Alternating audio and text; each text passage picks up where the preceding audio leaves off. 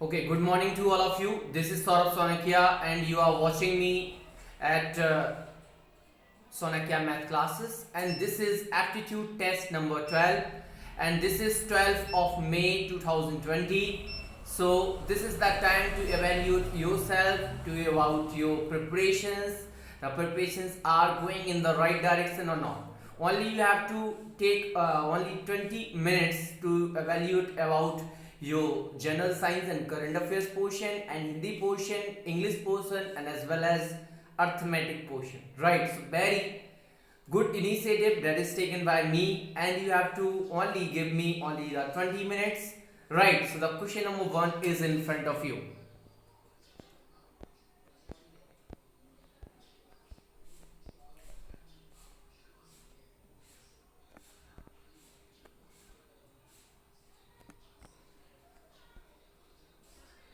Okay, so question number 1 is what? In May 2020, at which of the following wildlife sanctuary was a black panther spotted for the first time?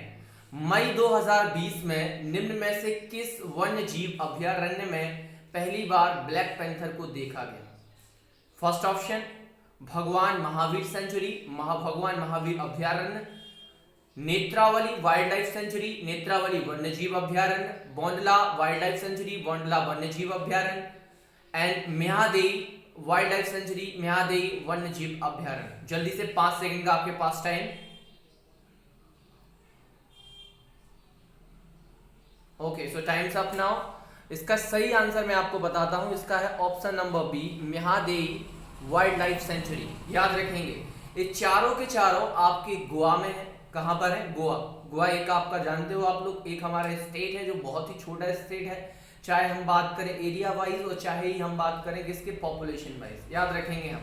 तो इसमें जो आपका जो Goa state है उसमें ये चारों के चारों जो आपके वन्य जीव अभ्यारण्य चारों के चारों सेंचुरी हैं, उसमें से नेत्रावली वाइल्ड लाइफ सेंचुरी में आपका ब्लैक पैंथर जो कि बहुत ही ज्यादा ऐसा माना गया है कि अब ये संकटग्रस्त प्रजातियों में रखा गया है, इसको देखा गया है नेत्रावली वन्यजीव अभयारण्य में.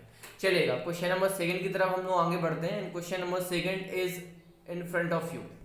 राइट, देखिएगा. When is the national technology day observe? राष्ट्रीय प्रौद्योगिकी दिवस कब मनाया जाता है? जल्दी से सोच लीजिए, आपके पास केवल 5 सेकंड का time. Okay, so time's up now. इसका सही आंसर है आपका 11 मई. याद रखेंगे हम 11 मई को राष्ट्रीय प्रौद्योगिकी दिवस मनाए जाते हैं.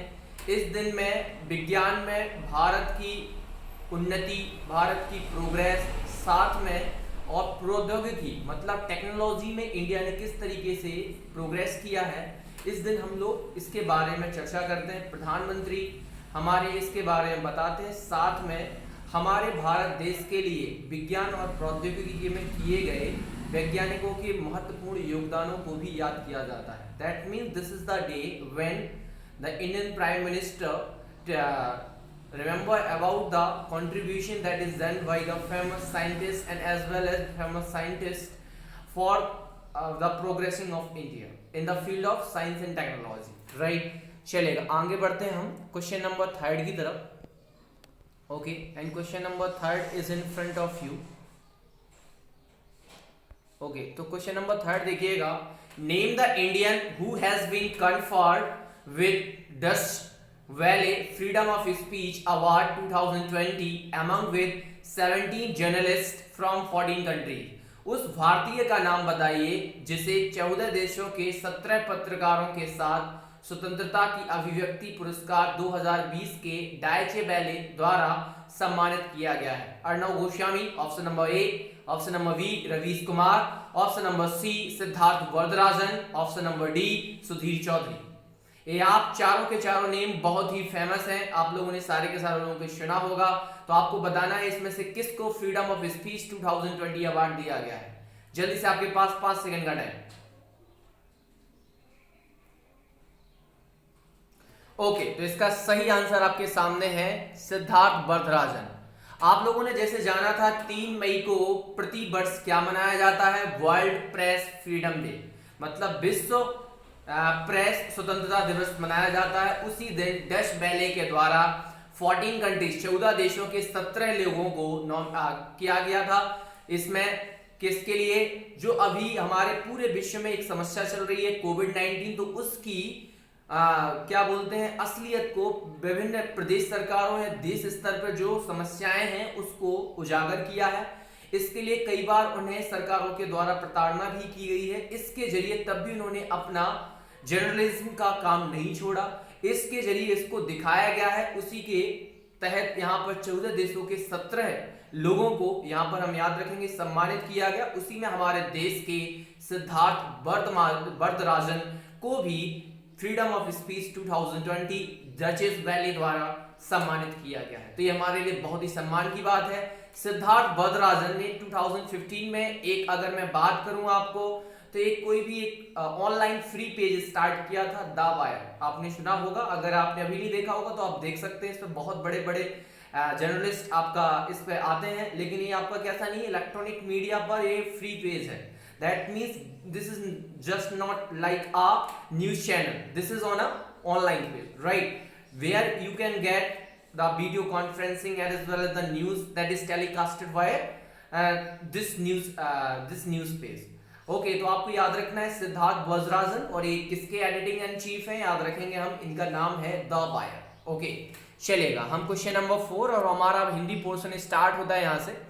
और हिंदी पोर्शन का पहला क्वेश्चन आपके सामने है। यहाँ पर देखिएगा क्या लिखा हुआ है आपके सामने, यथाविधि में कौन सा समास है? अव्ययी भाव, तत्पुरुष, बहुब्रीहि, कर्मधारय।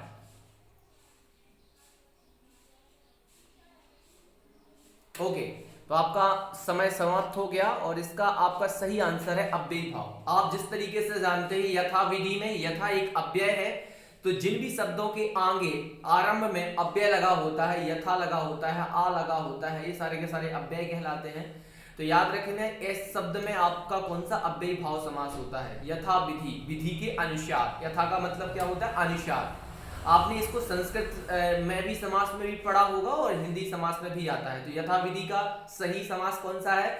याद रखेंगे हम लोग, इसका अव्ययी भाव समास है। चलेगा, आगे बढ़ते हैं हम लोग क्वेश्चन नंबर 5 की तरफ। और क्वेश्चन नंबर 5 देखिएगा, अत्यंत शब्द में प्रयुक्त सही उपसर्ग है। ओके, आ उपसर्ग, अत्य उपसर्ग, अति उपसर्ग, अत उपसर्ग। अगेन 5 सेकंड का टाइम आपके पास। ओके, इसका सही आंसर आपके सामने मैं बताने जा रहा हूं। क्वेश्चन नंबर 5 का सही आंसर है अति। याद रखना, जो अत्यंत में अत्य प्लस नित कुछ शब्द नहीं होता, त्यंत कुछ शब्द नहीं होता, अत प्लस अंत कुछ शब्द नहीं होता। याद रखना, इसका अति प्लस अंत जो बनेगा, अति प्लस अंत, अंत एक शब्द था, जब इसमें एक अति उपसर्ग लग गया तो आप जानते हैं यहाँ पर एक संधि भी हुई है साथ में, तो ई का या हो जाएगा और ता आधा रह जाएगा। तो अत्यंत कौन सी संधि है? आधा ता और या, याद आ रहा है ना? कौन सी? यण स्वर संधि इको यर्ची से, याद है ना? आधा वर्ण के बाद या र ला वा आता है तो यण स्वर संधि होती है। तो इसमें जो सही उपसर्ग है अत्यंत में, वो आपको कौन सा होगा? अति उपसर्ग होगा। चलेगा, आगे बढ़ते हैं हम लोग इंग्लिश पोर्शन की तरफ। And the question number 6 is in front of you, right? तो देखिएगा question number 6, select the correct preposition to complete the sentence. My class teacher prefers coffee dash tea. And the option number 1 is then, option number B is with, option number C is to, and option number D is none of these. Right? तो जल्दी से सोचिए, again 5 second का time है आपके पास में। Okay, तो इसका सही आंसर आपके सामने मैं आपको बताता हूं। इसका सही आंसर है टू। बहुत सारे बच्चों को ये लग रहा होगा, many of the students choose the option number A for the comparing between the two of the quantities as we discussed before. We are using for them. But here they are the sum of the words that are always use preposition that are the fixed preposition, right? तो यहाँ पर जो prefer word है, prefer, याद रखना, उसके साथ में हमेशा to का यूज आता है। किसका? to का।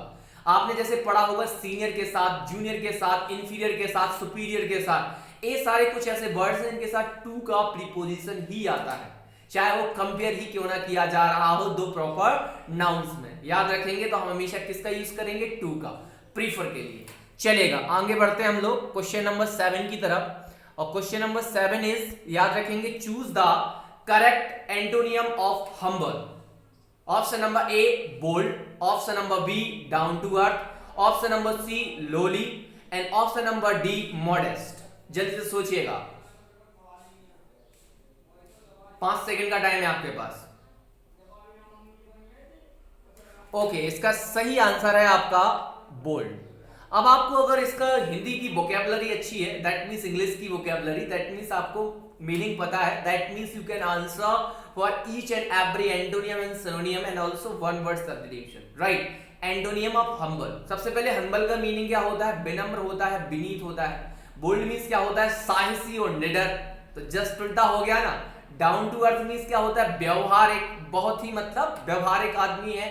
जैसे मैं बोलूं I am very down to earth worker in my school, that means मैं अपनी स्कूल में बहुत ही डाउन टू अर्थ पर्सन हूं, मतलब मैं हर एक इंसान से बड़ा जल्दी खुल मिल जाता हूं, उसे व्यवहारिक बोलते हैं। आप बोलते हैं ना किसी एक इंसान को बड़े व्यवहारिक है, तो down to earth. Okay, lowly, lowly means क्या होता है? दीनहीन इंसान, मतलब बहुत ही गरीब, गरीब थोड़ी होगा हम्बल का कोई एंटोनिम। एंड मॉडेस्ट, मॉडेस्ट का तो वही मतलब होता है, मॉडेस्ट मतलब होता है विनम्र, विनीत, तो सिनोनियम हो गया। हम्बल का याद रखेंगे, सिनोनियम क्या होता है? मॉडेस्ट, लेकिन एंटोनियम क्या होगा? याद रखेंगे, बोल्ड होगा। चलेगा, आगे बढ़ते हैं हम लोग। Question number 8 and the portion is arithmetics,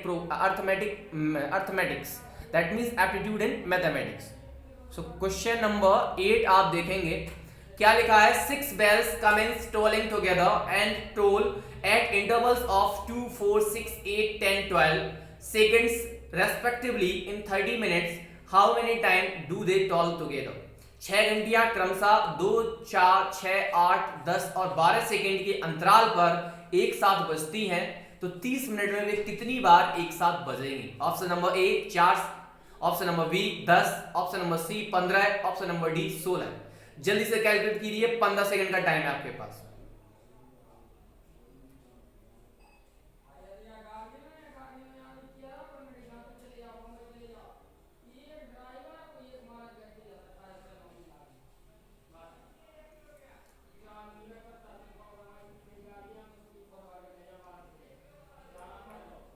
okay, so time's up now. यहाँ पर आप एक चीज ध्यान रखेंगे, जब भी हमें ऐसे क्वेश्चंस को सॉल्व करना होता है तो इसका सबसे पहले सही आंसर मैं आपको बताता हूँ 15 टाइम। वो 30 मिनट में 15 बार एक साथ मिलेंगी। और जब भी मैंने आपको ऐसे बताया था, रिंग टोलिंग आ रहा हो, बहुत सारे रनर्स एक साथ में मूव कर रहे हो, या फिर आपको कोई टाइम इंटरवल में रनिंग साथ में करनी हो, या फिर ट्रैफिक लाइट में साथ साथ में बंद होना और बुझना हो रहा हो, इन सारे के केस में जो एक टाइम दिया रहता है उनका हम एलसीएम निकालते हैं और गिवन टाइम इंटरवल में उसका डिवाइड लगा देते हैं।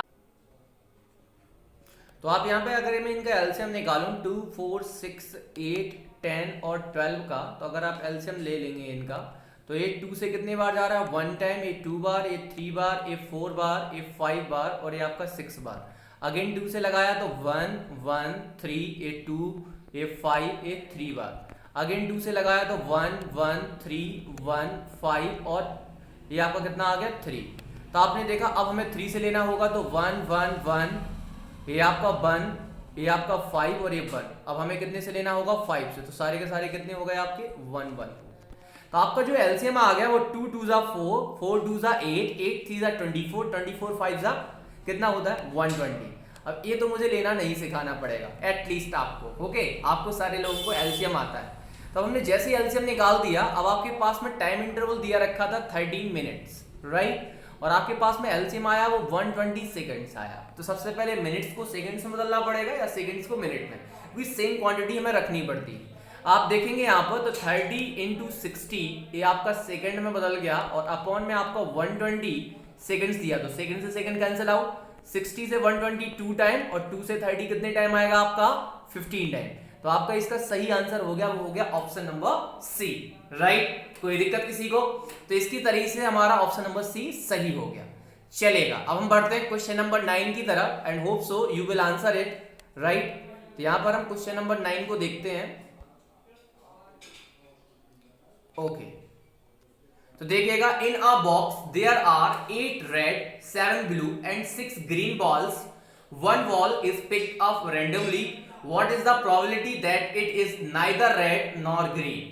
एक बक्से में 8 लाल, 7 नीले और 6 हरे रंग की गेंदें हैं। एक गेंद को यादृच्छिकता उठाया जाता है, गेंद के ना तो लाल और ना ही हरा होने की प्रायिकता क्या होगी? Option number A 1/3, option number B 3/4, option number C 7/19, option number D 8/21।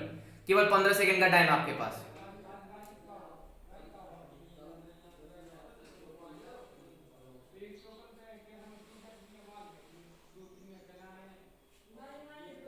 Okay, so time's up now. और इसका सही आंसर मैं सबसे पहले आपको बता दूं तो इसका सही आंसर है 1/3। अब इसको हम करेंगे कैसे, तो इसको देखिएगा थोड़ा सा। ओके, तो आप इसमें से देखें तो आपके पास में इसमें से क्या क्या दिया गया है वो देखना होगा।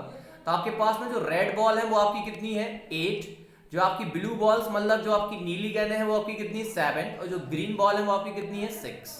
राइट, तो एनएस की वैल्यू हमें टोटल अटेम्प्ट कितने हैं 8, 7, 15, 15 और 6 कितना हो गया 21। राइट, एनई, क्योंकि प्रोबेबिलिटी का फॉर्मूला तो आप सीख चुके हैं, क्या होता है एनई अपॉन एनएस। तो आप सोचिए एनई में निकालना क्या है, ना तो लाल हो तो ना तो लाल चाहिए और ना ही हरा हो ना तो हरा चाहिए। तो एनई की वैल्यू कितनी हो गई 7, मतलब वो ग्रीन हो सकती है, ना तो लाल हो सकती है, ना हरी हो सकती है, मतलब नीली हो सकती है ब्लू कलर की। तो 7 आपके एलिजिबल हो गए। प्रोबेबिलिटी हमने निकाल दी, NE upon NS, NE upon NS लगा दिया, तो आपके पास में कितना आ गया 7/21। तो 7/21 तो दिया नहीं गया, अगर इसको सिंप्लीफाई करें तो 7 बन जाए 7 और 7 3 जा 21। तो ऑप्शन नंबर ए आपका क्या हो गया, करेक्ट हो गया, जो हमें मिल गया। समझ में आया कि नहीं आया, कोई दिक्कत किसी को इसमें? चलेगा, हम क्वेश्चन नंबर 10 की तरफ बढ़ते हैं आगे।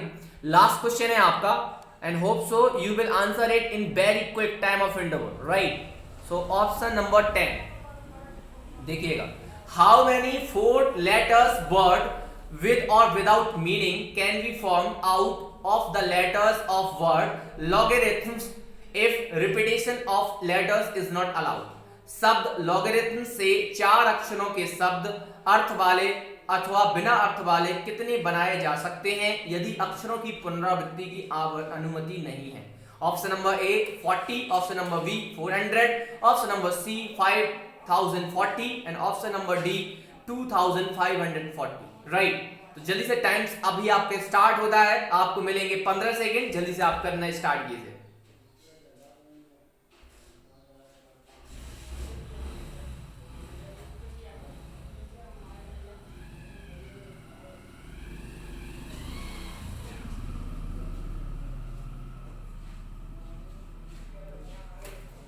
चलेगा, इसका मैं सबसे पहले आपको सही आंसर बताता हूं। इसका सही आंसर होगा 5040। आपने जैसे इस क्वेश्चन को पढ़ा होगा तो मुझे तो आ रहा है, लेकिन आपको सोचना है जब आपको पता है किसी भी दिए गए वर्ड में कोई भी पुनरावृत्ति नहीं करानी तो साधु से कितने वर्ड बनाए जा सकते हैं, तो माइंड में आ जाना चाहिए था। एक क्वेश्चन है आपका परम्यूटेशन एंड कॉम्बिनेशन से, किससे? परम्यूटेशन एंड कॉम्बिनेशन से। दैट मींस अगर हिंदी में बात करूं तो क्रमचय और संचय से। याद आया? एनपीआर, एनसीआर, राइट, याद आया कुछ? तो उसी तरीके से यहाँ पे सॉल्व होना है। तो सबसे पहले अगर मैं इसको सॉल्व करके आपको दिखाऊं तो आपको देखिएगा इसमें सिंपल तरीके से मैं आपको बताता हूं यहाँ पर किस तरीके से मैं करना है। तो आपके पास में लॉगरिथम में आपका वर्ड है लॉगरिथम, राइट, देखिएगा तो आपके पास में एल एक बार आ रहा है, ओ भी एक बार आ रहा है, जी भी एक बार आ रहा है, ए भी एक बार आ रहा है, आर भी एक बार आ रहा है, आई भी एक बार आ रहा है, टी भी एक बार आ रहा है, एच भी एक बार आ रहा है और एम भी एक बार आ रहा है और एस भी एक बार आ रहा है। तो 3, 3, 6, 3, 9 और 1, 10। तो आपके पास में जो टोटल नंबर ऑफ लेटर्स हैं वो विदाउट आपकी कोई भी रिपीटेशन पुनरावृत्ति के बिना वो कितने हैं आपके 10 हैं। और आपको सोचिए कोई रिपीटेशन चाहिए भी नहीं है और आपको निकालना से कितने केसेस बन सकते हैं। तो आप सोचिए यहाँ पे हम क्या फॉर्मेट लगाएंगे, एनपीआर, राइट। तो एनपीआर मतलब 10 पी और आपको पता है कितने लेटर का आपको वर्ड बनाना है, 4 लेटर्स का एनपीआर। इसको किस तरीके से सॉल्व करते हैं हम लोग, फैक्टोरियल 10 अपॉन यहाँ पे क्या करते हैं हम लोग, फैक्टोरियल 10 माइनस 4। तो फैक्टोरियल 10 को हम ब्रेक किस तरीके से करते हैं, फैक्टोरियल 10 ही लिख दीजिए अपॉन फैक्टोरियल 6 आ गया। हम 10 फैक्टोरियल 10 को फैक्टोरियल 6 में कन्वर्ट करेंगे किस तरीके से, 10 into 9 into 8 into 7 into factorial 6 upon factorial 6। तो फैक्टोरियल 6 से फैक्टोरियल 6 क्या हो गया, कैंसिल आउट। तो केवल हमारे पास में क्या बचा, 10 इंटू 9 इंटू 8 इंटू 7। तो आपके पास आ गया 10 इंटू 9 होता है 90 और 8 इंटू 7 होता है 56, राइट। तो 0 0, 9 6 54, 5 कैरी, और 9 5 45, 45 और 5 कितना हो गया 50। तो आपका सही आंसर आ गया 5040। ये हमारा किसका क्वेश्चन था, परम्यूटेशन एंड कॉम्बिनेशन का, क्रमचय और संचय का। याद रखेंगे। होप सो आपको सारे के सारे आंसर्स के सही आंसर आपको मिल चुके हैं, and hope so you are liking this aptitude test. So please subscribe my YouTube channel Sonakia Math Classes and also press the bell icon button so for getting the notification whenever the videos are uploaded on my YouTube channel, so you can get easily for the aptitude test, right? And also inform others to subscribe my YouTube channel so they also can